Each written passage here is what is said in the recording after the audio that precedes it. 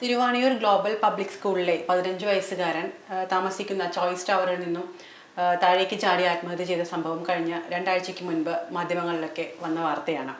ഇതുമായി ബന്ധപ്പെട്ട് ആ കുട്ടിയുടെ അമ്മ ഇൻസ്റ്റാഗ്രാമിൽ പോസ്റ്റ് ചെയ്തിരിക്കുന്ന ഒരു റൈറ്റപ്പാണ് ഈ ഒരു ഇന്നത്തെ ചർച്ചയ്ക്ക് ആധാരം. ആദ്യം ഞാൻ ആ പോസ്റ്റ് എന്താണെന്നൊന്ന് വായിക്കാം. ഏറെ പ്രാധാന്യമുള്ള ഒരു കാര്യത്തിലേക്ക് ശ്രദ്ധ ക്ഷണിക്കാനാണ് ഈ പത്രക്കുറിപ്പ് തയ്യാറാക്കിയിട്ടുള്ളത്. 2025 ജനുവരി 15-ന് എൻ്റെ കുടുംബത്തിൽ നടന്ന ദാരുണമായ ഒരു സംഭവത്തിൻ്റെ പിന്നാമ്പുറത്തുള്ള വിവരങ്ങൾ പൊതുലോകം അറിയിക്കണമെന്നും ഞങ്ങൾക്ക് നീതി ലഭിക്കാൻ പൊതുസമൂഹം കൂടെ നിൽക്കണമെന്നുമുള്ള ഉദ്ദേശത്തോടു കൂടിയാണ് ഇതിന് മുതിരുന്നത്. രചന PM എന്ന ഞാൻ വീട്ടമ്മയും ഒരു സംരംഭകയുമാണ്. 15-കാരനായ മിഹിറിൻ്റെ മാതാവായ ഞാൻ തൃപ്പൂണിത്തുറയിൽ സന്തുഷ്ടമായ രീതിയിൽ കുടുംബജീവിതം നയിച്ചു വരികയായിരുന്നു. എന്നാൽ പ്രസ്തുത ദിവസം എറണാകുളം ജില്ലയിലെ തിരുവാണിയൂരിൽ സ്ഥിതി ചെയ്യുന്ന ഗ്ലോബൽ പബ്ലിക് സ്കൂളിൽ പഠിക്കുന്ന എൻ്റെ മകൻ മിഹിർ സ്കൂളിൽ നിന്ന് താമസ സ്ഥലമായ തൃപ്പൂണിത്തുറയിലെ ചോയ്സ് പാരഡൈസിലേക്ക് ഉച്ച കഴിഞ്ഞ് തിരികെ വരികയും അധികം വൈകാതെ കെട്ടിടത്തിൻ്റെ 26-ാം നിലയിൽ നിന്നും താഴേക്ക് ചാടി ജീവനൊടുക്കുകയും ചെയ്തു. സന്തുഷ്ടമായി മുന്നോട്ട് പോയിരുന്ന ഞങ്ങളുടെ കുടുംബത്തിന് ഏൽപ്പിച്ച ഈ ആഘാതം വാക്കുകൾ കൊണ്ട് വിവരിക്കാൻ സാധിക്കുന്നതല്ല. ഇത്തരമൊരു ദൗർഭാഗ്യകരമായ തീരുമാനത്തിന് പിന്നിൽ എന്താണ് എന്ന് ഞങ്ങൾക്ക് ഒരു രൂപവും ഉണ്ടായിരുന്നില്ല. എന്നാൽ പിന്നീട് ഞാനും ഭർത്താവും ഇതിനെപ്പറ്റി വിശദമായി മനസ്സിലാക്കാൻ ശ്രമിച്ചപ്പോൾ ഞെട്ടിക്കുന്ന വിവരങ്ങളാണ് ഞങ്ങൾക്ക് ലഭിച്ചത്. മിഹിർ 3 മാസം മുൻപ് പുതിയതായി ചേർന്ന ഗ്ലോബൽ പബ്ലിക് സ്കൂളിൽ വെച്ച ഒരു പ്രത്യേക ഗ്യാങ് വിദ്യാർത്ഥികളാൽ അതിക്രൂരമായി റാഗ് ചെയ്യപ്പെട്ടിരുന്നു. അവൻ്റെ ചില സഹപാഠികളോടും സുഹൃത്തുക്കളോടും സംസാരിച്ചതിൽ നിന്നും ഞങ്ങൾക്ക് ലഭ്യമായ ചില സോഷ്യൽ മീഡിയ ചാറ്റുകളുടെ അടിസ്ഥാനത്തിലും അവൻ ശക്തമായ മാനസിക ശാരീരിക പീഡനങ്ങൾക്ക് വിധേയനായിരുന്നു എന്ന് വ്യക്തമായിരുന്നു. അത്തരമൊരു നിസ്സഹായമായ ഘട്ടത്തിൽ അവൻ എടുത്തതാണ് ആ തീരുമാനമെന്ന് ഞങ്ങൾക്ക് ബോധ്യപ്പെടാൻ തക്ക തെളിവുകളും ലഭിക്കുകയുണ്ടായി. ഇതാണ് ആ ഒരു പോസ്റ്റ്. അപ്പോൾ നമ്മൾ പണ്ടൊക്കെ പറയുമായിരുന്നു റാഗ് ചെയ്ത് ആത്മഹത്യ ചെയ്ത സംഭവങ്ങളൊക്കെ. അപ്പോൾ ഈ അടുത്തൊക്കെ ആയിട്ട് വളരെ കുറവാണ് റാഗിങ് എന്നൊക്കെ പറയുന്നത്. പക്ഷേ എന്നാലും കമ്പയർ നോക്കുമ്പോൾ വളരെ കുറവാണ്. പഴയ കാലങ്ങളിൽ കേട്ടിരുന്നത് പലപ്പോഴും എഞ്ചിനീയറിംഗ് കോളേജുകളിൽ അല്ലെങ്കിൽ മെഡിക്കൽ കോളേജുകളിലൊക്കെയാണ് ഈ റാഗിങ്ങും അതായത് ഹോസ്റ്റലുള്ള സ്ഥലത്താണ് കൂടുതലും റാഗിങ് നടന്നിരുന്നത്. നമ്മൾ റെഗുലറായിട്ട് പോയിട്ട് വൈകിട്ട് വീട്ടിൽ വരുന്ന ഒരു സ്കൂളിൽ റാഗിങ് ഏറെക്കുറെ കുറവായിരുന്നു. കാരണം ഒന്നുമില്ലെങ്കിൽ അതിൻ്റെ മാതാപിതാക്കൾ ഇടപെടും, അല്ലെങ്കിൽ എല്ലാവരും പരിചയക്കാർ അടുത്തുണ്ടാവും. ഒറ്റപ്പെട്ട് ഹോസ്റ്റലിൽ ദൂരെ നിന്ന് വരുന്ന കുട്ടികൾക്കാണ് സാധാരണ ഉപദ്രവം ഉണ്ടായിരുന്നത്. ഇപ്പം അത് മാറിയിരിക്കുന്നത്. 15 ഹൈസ്കൂളിൽ പഠിക്കുന്ന ഒരു കുട്ടിയാണ് ഇത്രയും ക്രൂരമായ റാഗിങ്ങിന് എന്ന് പറയുന്നത്. അത് ഈ കുട്ടിയുടെ മരണം കഴിഞ്ഞിട്ടും ഇൻസ്റ്റാഗ്രാമിൽ ഇവർ ആഘോഷിക്കുകയാണ്. അത് പ്രത്യേകമായി അതിൻ്റെ 2-3 പേരുടെ പേരുവിവരങ്ങൾ വന്നിട്ടുണ്ട്. പിന്നെ അതൊരു മൈനർ ആയതുകൊണ്ട് ആരും പുറത്തു വിടുന്നില്ല എന്നുള്ളൂ. ആ ചാറ്റിൽ ഈ കുട്ടിയുടെ അമ്മ പറഞ്ഞ പോലെ അതിനകത്ത് വ്യക്തമായിട്ട് അറിയാം ആളുകൾ ആരൊക്കെ ഇരുന്നുള്ളൂ. പക്ഷെ അവർക്ക് ഇപ്പോൾ TC മേടിച്ച് പോയി എന്നാണ് അറിയുന്നത്. സ്കൂൾ പറയുന്നുണ്ട് ഞങ്ങളുടെ ഭാഗത്ത് നിന്ന് റാഗിങ്ങിനെതിരെ നടപടിയെടുക്കും, ഞങ്ങൾ ശക്തമായി നിലപാടെടുക്കുന്ന ആൾക്കാരാണെന്നെല്ലാം. പക്ഷെ അതൊന്നുമല്ല കാണുന്നത്. ഇപ്പോൾ ഇവരെല്ലാം TC മേടിച്ച് പോയതായിട്ടാണ് അറിയുന്നത്. ആ കുട്ടിയുടെ റാഗിങ്ങിന്റെ പിന്നിൽ പറയുന്ന കുറെ കാര്യങ്ങൾ ഉണ്ടായിരുന്നല്ലോ. നമ്മൾ ആദ്യം കുറച്ച് മുമ്പ് ഡിസ്കസ് ചെയ്തപ്പോൾ ചേട്ടൻ പറഞ്ഞ കുറെ കാര്യങ്ങളുണ്ട്. അതൊക്കെ ഒന്ന് പറയാല്ലേ? അത് വളരെ എന്താ പറയുന്നത്, ഈ കുട്ടിയെ അവർ വിളിക്കുന്നത് നിഗ എന്നാണ് ആ ചാറ്റുകൾ പറയുന്നവർ. നിഗ സ്വാഭാവികമായിട്ട് ന്യൂജൻ പിള്ളേർ തമ്മിൽ പറയുമ്പോൾ നിഗ എന്ന് സംബോധന ചെയ്യാറുണ്ട്. പക്ഷേ ഒരു കറുത്ത നിറമുള്ള ആളെ പറ്റി പറയുമ്പോൾ അത് ഭയങ്കര വംശീയമായ അധിക്ഷേപമാണ്. നീഗ്രോ എന്നുള്ളതിന് സമാനമായ ഒരു പദമാണ് നിഗ എന്ന് പറയുന്നത്. വല്ലാണ്ട് സുഹൃത്തുക്കൾ തമ്മിൽ ഇപ്പോൾ അറിയാലോ ഇപ്പോഴത്തെ കുട്ടികളുടെ പെരുമാറ്റം അവർ നിഗ വിളിക്കാറുണ്ട്. ഓക്കെ, പക്ഷേ ഞങ്ങൾ ഇഷ്ടമല്ലാത്ത ഒരുത്തനെ, പ്രത്യേകിച്ച് അവൻ്റെ നിറത്തിൻ്റെ പേരിൽ കളിയാക്കുന്ന ഒരുത്തനെ, അവൻ മരിച്ചിട്ടും നിഗ മരിച്ചോ എന്ന് ചിരിച്ചുകൊണ്ട് ചോദിക്കുന്ന ഒരുത്തനോട് അവൻ്റെ മനോഭാവം എന്തായിരിക്കും എന്ന് ആലോചിച്ച് നോക്കൂ. അവനും ഏതാണ്ട് ഇതേ പ്രായമുള്ളവൻ തന്നെയായിരിക്കും.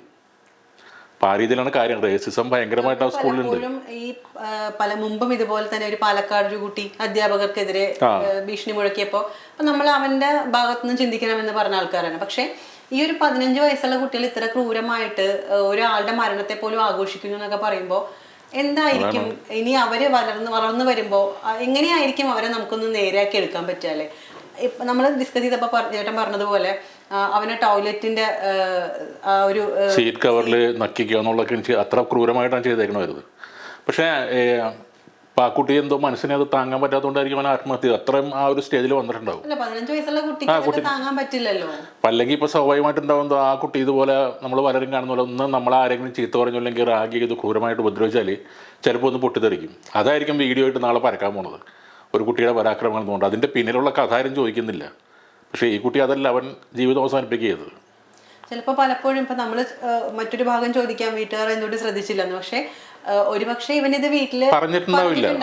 ആ ഒരു രീതിയിൽ ഒന്നും അവർക്ക് അവരുടെ ലൈഫിൽ അവൻ എന്തെങ്കിലും ഒരു ബുദ്ധിമുട്ട് അനുഭവിച്ചു എന്ന് അവർക്ക് ഫീൽ ചെയ്യുന്ന പോലെ അവൻ കാണിച്ചിട്ടുണ്ടാവില്ല.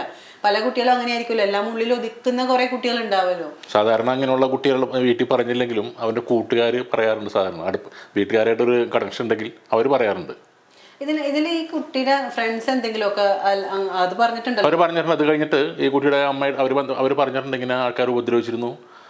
പിന്നെ നിറത്തിൻ്റെ പേരിൽ ഈ കുട്ടി കുറച്ച് ഇരുണ്ട നിറമാണ്, അപ്പോൾ ബ്ലാക്ക് ആ രീതിയിൽ കണ്ടിട്ടുണ്ട്. പിന്നെ ഭയങ്കരമായിട്ട് ചീത്ത പറയുമായിരുന്നു, ബസ്സിൽ വെച്ച് വരെ ആക്ഷേപിക്കും. സ്കൂളിലും അത് തന്നെ. അപ്പോൾ സ്കൂൾ അധികൃതർക്ക് ഇത് അറിയില്ലായിരുന്നെങ്കിൽ പറയുന്നത് വിശ്വസിക്കാൻ പറ്റില്ല. ഒന്നും അതൊക്കെ കണ്ണടക്കുന്നതായിരിക്കും. സ്കൂളിലൊരു അധ്യാപികനെ പറ്റിയും പറയുന്നുണ്ട്, പേരെടുത്ത ചാറ്റി പറയുന്നുണ്ട്, നമ്മളായിട്ട് പറയുന്നില്ല. അവരെ ശ്രദ്ധിക്കണം, അവർ ഭയങ്കര ഇതാണെന്നുള്ളത്. ഇതുപോലത്തെ പ്രശ്നങ്ങളിലൊക്കെ വെറും മോശമായ നിലപാടെടുക്കുന്ന ഒരു സ്ത്രീയാണെന്നാണ് പറയുന്നത്. 2025 നമ്മളൊക്കെ ജീവിക്കുന്നത്. പക്ഷെ നമ്മളിൽ പോലും, നമ്മൾക്ക് ശേഷം വരുന്ന തലമുറയാണ് ഈ പറയുന്നത്. നമ്മൾക്ക് പോലും ചിന്തിക്കാൻ പറ്റില്ല ഒരാളെ നിറത്തിൻ്റെ പേരിൽ അല്ലെങ്കിൽ ജാതിയുടെ പേരിൽ മതത്തിൻ്റെ പേരിൽ ഒക്കെ ഒരാളെ തരംതിരിച്ച് പറയാം. കഴിഞ്ഞ ഒരു ഇരുണ്ട കാലഘട്ടത്തിന്റെ ബാക്കിയാണ് ഇപ്പോഴും നടന്നുകൊണ്ടിരിക്കുന്നത്. നമ്മളൊക്കെ കേട്ട കഥകളിലുള്ള കാര്യങ്ങളാണ് ഇപ്പോഴത്തെ കുട്ടികൾ. എപ്പോഴും ആ ഒരു ചിന്താഗതിയൊക്കെ കുട്ടികളുടെ ഉള്ളിൽ നിലനിൽക്കുന്നു എന്ന് പറയുമ്പോൾ ഇതില്ലാതാക്കാൻ വേണ്ടി തന്നെ ഇവിടുത്തെ പഴയ സാമൂഹ്യ ആചാര്യന്മാർ, ശ്രീനാരായണ ഗുരു, പലരും എല്ലാവരും ശ്രമിച്ചത് അതിനു വേണ്ടി തന്നെയാണ്. പക്ഷെ ഇപ്പോഴും ഇപ്പോഴത്തെ ന്യൂജൻ പിള്ളേർ പോലും ഈ കറുപ്പ് എന്നുള്ളൊരു വലിയ വിഷയമാണെങ്കിൽ അത് ആലോചിക്കേണ്ട ഒരു സംഭവം തന്നെയാണ്. അതിനെതിരെ പ്രായോഗികമായ എന്തെങ്കിലും ക്ലാസ്സുകൾ എടുക്കുകയോ ബോധവൽക്കരണം എല്ലാം ചെയ്യണം. അതിനകത്ത് വളരെ മോശപ്പെട്ടൊരു പ്രവണതയാണ്. ഒരാളുടെ നിറത്തിൻ്റെ പേരിൽ അധിക്ഷേപിക്കുകയോ ക്രൂരമായി റാഗ് ചെയ്യുക, അവസാനം മരണത്തിലേക്ക് കൊണ്ട് എത്തിക്കുകയാണ്. ആ മരണത്തിൽ പോലും ഒരു പശ്ചാത്താപം തോന്നിയില്ല എന്നാണ് പറയുന്നത് അല്ലേ? ആ ചാറ്റ് ഞാൻ അത് കണ്ടതിൽ അവരത് ആഘോഷിക്കുന്ന പോലെയാണോ. ഇന്ന കുട്ടി ആത്മഹത്യ എന്ന് പറയുന്നു. അപ്പോൾ ഒരുത്തൻ ചോദിക്കുന്നത് ആണോ അങ്ങനെയാണോ, ഞാൻ വിളിച്ചു നോക്കിയിട്ട് റെസ്പോണ്ട് ഇല്ല, അപ്പോൾ നിഗ ചത്തു എന്ന് തോന്നുന്നു. അത് അത്ര മോശമായിട്ടാണ് പറയുന്നത്. അപ്പോൾ അവരുടെ മനസ്സിൽ അപ്പോഴൊരു വെറുപ്പ് പോലെ ആ ചെക്കനോടും. അവൻ ജീവിതം അവസാനിപ്പിച്ചെന്ന് മറ്റൊരു സുഹൃത്ത് പറയുന്നു. അങ്ങനെ ന്യൂസ് കേട്ട് ഇപ്പം ഇല്ല എന്ന് പറയുന്നു. അപ്പോൾ നോക്കട്ടെ എന്നിട്ട് പറയുന്നു പിന്നെ റെസ്പോണ്ട് ഇല്ല, അവൻ മരിച്ചു എന്നാണ്. അത്ര ക്രൂരമായിട്ടാണ് അവർ പ്രതികരിക്കുന്നത് ഈ കാര്യത്തിൽ. ആൺകുട്ടികൾ അല്ലെങ്കിൽ പെൺകുട്ടികളെന്ന് പറയാൻ പറ്റില്ല, രണ്ട് കൂട്ടരും ഈ ഒരു പെൺകുട്ടികളുണ്ട് ഇതിനകത്ത്. പെൺകുട്ടി തന്നെ മുൻപിൽ നിൽക്കുന്നുണ്ട് ഈ അധിക്ഷേപിക്കാനും. ഈ ചാറ്റിലെല്ലാം ഒരു പെൺകുട്ടികൾ വേറെ ഒരു പെൺകുട്ടിയുടെ പേര് ഞാൻ കണ്ടു, വേറെ ആളുകളുണ്ട് അതിനകത്ത്. ഒരു ദയം അനുകമ്പയൊന്നും ഇല്ലാത്തൊരു ഒന്നുമില്ലാണ്ടായി കുട്ടികൾ. നാളെ ഇവർ വളർന്നു വരുമ്പോൾ ഇവരെ തിരുത്താൻ പറ്റിയില്ലെങ്കിൽ സമൂഹത്തിന് എന്ത് ഭീഷണിയായിരിക്കും അല്ലെ ഇങ്ങനത്തെ കുട്ടികൾ വളർന്നു വരിക എന്ന് പറയുന്നത്. ഇപ്പം ചെയ്യേണ്ടത് പറഞ്ഞാൽ ആ കുട്ടിയുടെ അമ്മക്ക് എല്ലാവിധ സപ്പോർട്ടും കൊടുക്കുക എന്നുള്ളതാണ്. അവരെ നിയമ പോരാട്ടത്തിനും ഈ കുറ്റവാളികളെ പുറത്തു കൊണ്ടുവരാനും ഇനി അതിനാരും സഹായിച്ചിട്ടുണ്ടെങ്കിൽ അത് സ്കൂൾ അധികൃതരായാലും അല്ലെങ്കിൽ വേറെ ആരെങ്കിലും ആയാലും അതെല്ലാം പുറത്തു കൊണ്ടുവരണം. അപ്പോൾ അവരുടെ നിയമ പോരാട്ടത്തിന് ശക്തി കൊടുക്കുക, അതിന് സപ്പോർട്ട് കൊടുക്കുക, അതാണ് ചെയ്യേണ്ടത് നമ്മളെല്ലാവരും. തീർച്ചയായും. പിന്നെ കുട്ടികളോടൊക്കെ ദിവസവും ഇരുന്നൊന്ന് സംസാരിക്കാം, വീട്ടുകാരോട് സംസാരിക്കാൻ എന്തെങ്കിലും പ്രശ്നങ്ങളുണ്ടെങ്കിൽ വീട്ടിൽ വന്ന് പറയാം, എനിക്കിങ്ങനെ പ്രശ്നങ്ങളുണ്ടായി സ്കൂളിൽ ഇന്നാൾ, അതൊന്നും പറയുന്നതിന് ഒരു മടിയും വിചാരിക്കേണ്ട കാര്യമില്ല. അല്ല, കുട്ടികളോട് അങ്ങനെ സംസാരിക്കാനുള്ള ഒരു അന്തരീക്ഷം വീട്ടിലുണ്ടാവണം. ചോദിക്കുക എന്തെങ്കിലും പ്രശ്നങ്ങളുണ്ടോ, ഏതെങ്കിലും രീതിയിൽ പ്രശ്നങ്ങളുണ്ടായാലും ബസ്സിലുണ്ടായോ, മാനസിക പ്രശ്നങ്ങൾ ശാരീരികമായിട്ട് ചിലപ്പോൾ കാണാൻ പറ്റില്ല, ഉപദ്രവിച്ചതിൻ്റെ പാട് ചിലപ്പോൾ ഒന്ന്. പക്ഷേ അത് ചോദിക്കാൻ നോക്കും, മാനസികമായിട്ട് വല്ല പ്രശ്നമുണ്ടോല്ലോ. പലരും അത് ഒളിച്ചു നോക്കും. ഇപ്പോഴത്തെ പിള്ളേരെല്ലാം കൂടുതലും ഒരു ഇൻട്രോവേർട്ട് ടൈപ്പാണല്ലോ. അവർ വന്നാലേ കമ്പ്യൂട്ടർ നോക്കിയാലും മൊബൈലിൽ ഒതുങ്ങിയിരിക്കും, വേറെ ഏതെങ്കിലും രീതിയിൽ കുറച്ച് നേരം ടൈം സ്പെൻഡ് ചെയ്യും. ഇതൊരു നഷ്ടം അവന്റെ കുടുംബത്തിന് മാത്രമാണ്, അതിനപ്പുറത്തേക്ക് എല്ലാവർക്കും ഇതൊരു ന്യൂസാണ്. കുറച്ച് ദിവസം കഴിഞ്ഞാൽ നമ്മൾ ന്യൂസ് മാത്രം എല്ലാവർക്കും ഉള്ളൊരു വാർണിംഗ് ആണ്. അത് തന്നെ തീർച്ചയായും എല്ലാ മക്കളുള്ള എല്ലാവർക്കും ഒരു വാർണിംഗ് ആണ്. മക്കൾക്ക് മാത്രമല്ല സ്കൂളിലെ അധികൃതർക്കും ഇതൊരു വാർണിംഗ് ആണ്. മേലിൽ കേരളത്തിൽ അല്ലെങ്കിൽ നമ്മുടെ രാജ്യത്ത് ഇത്തരം സംഭവങ്ങൾ ഉണ്ടാവരുത്. അതിനുവേണ്ടി ശക്തമായ നടപടികളാണ് കൈക്കൊള്ളേണ്ടത്. അതിന് മുഖം നോക്കരുത്. അവിടെ പഠിക്കുന്നതെല്ലാം ശരിയാണ്, സമ്പന്നരുടെ മക്കൾ തന്നെയാണ്. മരിച്ച മിഹിറിൻ്റെ കുടുംബവും സാമ്പത്തികമായിട്ട് ഉയർന്ന തരത്തിലുള്ള മിഹിറിൻ്റെ കുടുംബവും മോശക്കാരൊന്നുമല്ല. പക്ഷേ അതൊന്നും നോക്കാണ്ട് ഇവർ എന്തെങ്കിലും കാരണങ്ങളുണ്ടാവും. സ്കൂൾ അധികൃതർ പല ഫാമിലിയെ സപ്പോർട്ട് ചെയ്യേണ്ടി വരും. അത് എന്തെങ്കിലും ഡൊണേഷൻ്റെ പേരിലായിക്കോട്ടെ, വേറെ എന്തെങ്കിലും പേരിലായിക്കോട്ടെ. പക്ഷെ അതെല്ലാം മാറ്റിവെച്ച് കുട്ടികൾക്കിടയിൽ ഒരു സമത്വം അതാണ് കൊണ്ടുവരേണ്ടത്. അതിനകത്ത് ഒരാളെ കളിയാക്കപ്പെടുന്നതും ഉപദ്രവിക്കുന്നതും എല്ലാം സ്കൂൾ അധികൃതർ ഇടപെട്ട് തടയേണ്ടത് തന്നെയാണ്. അപ്പോൾ ഇനിയെങ്കിലും അവരുടെ ഭാഗത്തുനിന്ന് അങ്ങനെ ഒരു നീക്കം ഉണ്ടാവണം. ഇനി ഈ സംഭവം ആവർത്തിക്കരുത്, അതാണ് വേണ്ടത്. തീർച്ചയായിട്ടും ഓരോ പ്രാവശ്യം ഓരോ ന്യൂസ് വരുമ്പോഴും ഇത് ചർച്ച ചെയ്യപ്പെടുന്നതിനപ്പുറത്തേക്ക് ഇത് സംഭവിക്കാതിരിക്കട്ടെ. ഇനി ഒരു കുട്ടിക്കും ഇത്തരത്തിലുള്ള മാനസിക ബുദ്ധിമുട്ട് അനുഭവിക്കാനോ അല്ലെങ്കിൽ ജീവൻ നഷ്ടപ്പെടുത്താനോ ഒരു ഫാമിലിക്ക് ഒരു പ്രതീക്ഷയാണ് അറ്റുപോയത്. ഇതൊന്നും ഇല്ലാതെ 15 വയസ്സുള്ള ഒരു കുട്ടിയാണ് പോകുന്നത്. അപ്പോൾ അവർ പറയുന്ന പോലെ സന്തുഷ്ടമായ കുടുംബമായിരുന്നു, അതിനകത്തേക്കാണ് ഇത്തരത്തിലൊരു ഇത് വന്ന് വീണത്. ഇനി ഒരിക്കലും ഒരു ഫാമിലിക്ക് ഇത് സംഭവിക്കാതിരിക്കട്ടെ. കൃത്യമായ നടപടികൾ അധികൃതർ എടുക്കട്ടെ, മാതൃകാപരമായ ശിക്ഷകൾ നടപ്പിലാക്കട്ടെ അല്ലേ.